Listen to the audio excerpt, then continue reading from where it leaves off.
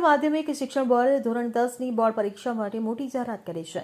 હવે વર્ષમાં 2 વખત સીબીએસઈ ધોરણ 10ની બોર્ડ પરીક્ષા લેવામાં આવશે. 2026થી આ નવો નિયમ લાગુ થશે.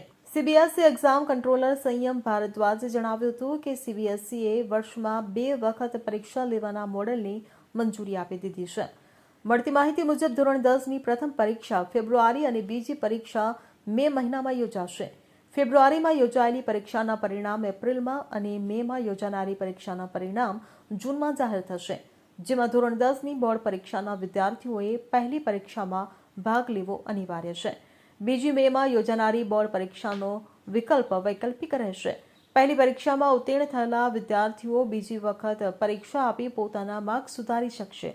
નવા નિયમોના કારણે ઇન્ટરનલ એસેસમેન્ટ વર્ષમાં એક જ વખત થશે. Bureau report CN24 news. હવે જુઓ દેશ દુનિયાની તમામ ખબરો તમારી આંગળીના ટેરવે. ઉઠાવો મોબાઈલ અને Google Play Store પરથી ડાઉનલોડ કરો અમારી CN24 ન્યૂઝ મોબાઈલ એપ.